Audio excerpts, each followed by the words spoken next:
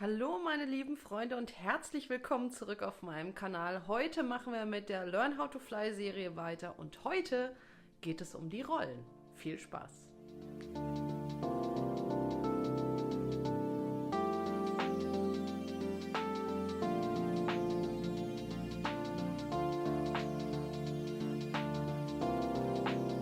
Ja, an dieser Stelle nochmal herzlich willkommen zurück. Sorry für die Baustelle im Hintergrund, ignoriert das einfach. Viele von euch haben sich gewünscht, dass ich ein weiteres Learn How to Fly Video mache. Und den Wunsch erfülle ich euch heute. Heute geht es um die Rollen. Da das Wetter immer wieder mir mal einen Strich durch die Rechnung macht und es auch schwierig ist, das alleine zu filmen, dachte ich mir, ich versuche das jetzt mal im Simulator. Das heißt, den Großteil des Videos werdet ihr jetzt mich als Voice-Over hören und sehen, was ich auf dem Simulator fliege. Ich hoffe, ihr könnt was lernen und ich würde sagen, wir fangen direkt mal an. Fangen wir doch zunächst einmal mit dem Setup an. Also, wie ihr hier sehen könnt, ich benutze eine meiner alten Graupner-Fernsteuerungen, eine MX-16. Da habe ich ein ganz einfaches Flugzeugprogramm ohne Mischer, ohne jeglichen Schrott, nur mit einer Bindung zu diesem alten Empfänger, einem GR16. Und diesen Empfänger habe ich angeschlossen an den RX2 Sim. Den habe ich damals bei Freakware gekauft, den kriegt man aber eigentlich überall. Und ihr seht schon, da gehen hier alle lustigen Kanäle, die ihr haben könntet, die gehen dann hier rein.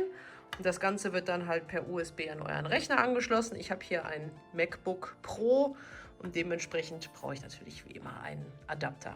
Kein Hate.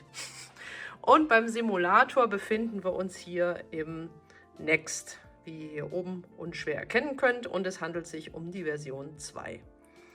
Außerdem könnt ihr hier unten ganz schön sehen, hier habt ihr die Stick Moves eingeblendet, das heißt, ihr könnt dann live immer sehen, was ich tatsächlich mache. Das Schöne ist ja auch wirklich, man kann umstellen, dass man hier zum Beispiel Mode 2 fliegt, aber hier unten Mode 1 angezeigt bekommt.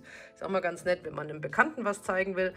Noch kurz ein Wort zum Setup. Also bitte nehmt das jetzt hier nicht für komplett voll. Ich habe hier jetzt einfach einen RAW ausgewählt, den gelben, und habe hier das Anfänger-Setup ein bisschen angepasst. Ich bin immer noch nicht hundertprozentig happy, weil ich die V2 noch nicht so lange habe. Also ich habe hier das Nick-Roll-Expo runtergedreht, das Heckrotor-Expo runtergedreht, den Pitch ein bisschen erhöht, weil ich in echt tatsächlich auch 12 Grad fliege.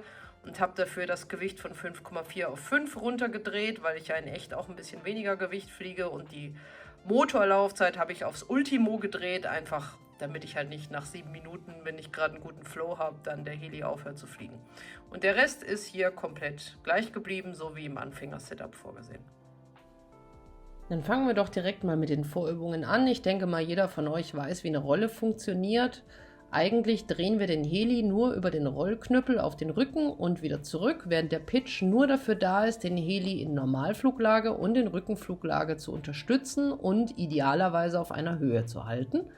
So gesehen macht der Rollknüppel eigentlich gar nichts. Wichtig ist jetzt hier, ihr seht das jetzt hier ist der Pitchknüppel in Neutralposition. Das heißt, immer sobald der Heli anfängt sich zu drehen, sollte am Pitch eigentlich nichts anliegen. Ihr könnt das Ganze jetzt hier, wie ich, als Vorübung in 2 Teile unterteilen. Dann könnt ihr ihn einmal auf den Rücken drehen, ein bisschen durchschnaufen, Knie ausschütteln und dann ihn wieder in Normalfluglage drehen. Das Ganze machen wir natürlich in allen Positionen, um auch zum Beispiel unsere Schokoladenseite zu finden, weil ich habe zum Beispiel festgestellt, dass das hier eher meine Schokoladenseite ist.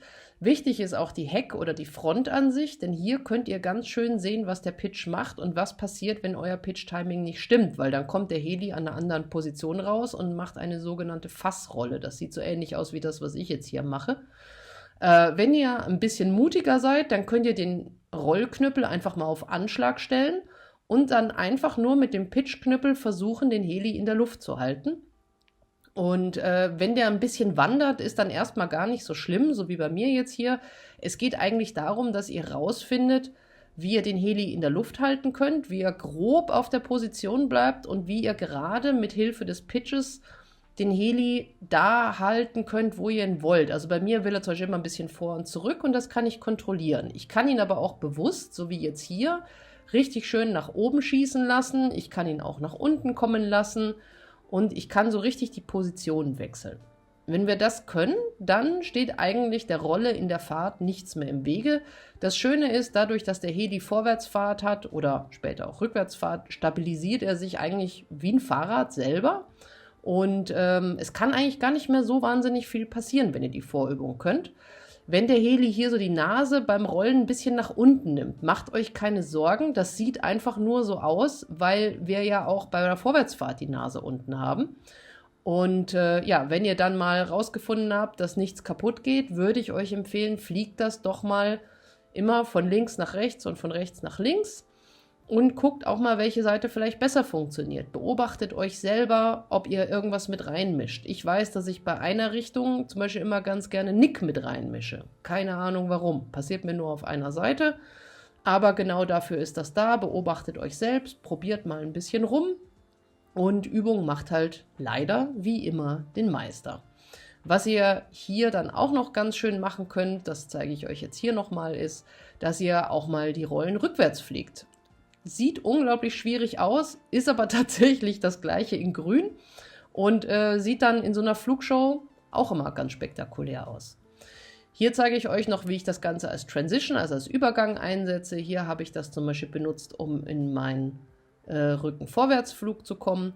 Und hier zum Beispiel benutze ich die halbe Rolle einfach, um in meine Nose-Down-Funnels reinzukommen, wenn ich sie denn dann tatsächlich mal übe.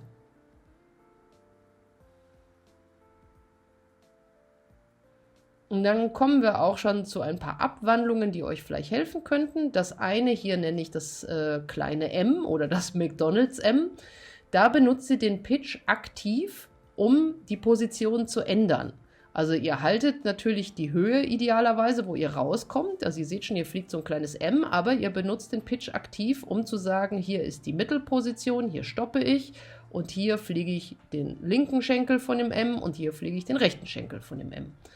Und das andere, was vielleicht auch noch ganz interessant ist, das ist die nächste Übung, das wäre die Vorstufe von den Roll-TikToks. Das heißt, ihr fliegt jetzt hier eigentlich wie zwei so kleine Rainbows, immer einmal nach rechts, einmal nach links, einmal nach rechts, einmal nach links. Und wenn ihr die später enger fliegt, dann seid ihr tatsächlich schon bei den Roll-TikToks und bei der nächsten coolen Flugfigur.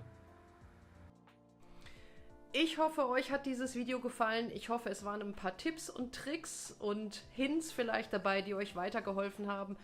Jeder, der meinen Kanal kennt, weiß, ich bin kein Competition-Flieger. Ich mache genauso Fehler, ich steuere genauso Sachen ein. Ich denke, das hat man auch zur Genüge gesehen.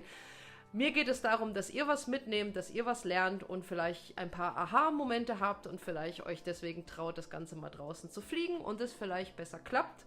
Wenn euch das gefallen hat mit dem Simulator, lasst es mich wissen. Lasst mich auch wissen, welche Flugfiguren ihr als nächstes sehen wollt, insofern ich sie natürlich fliegen kann.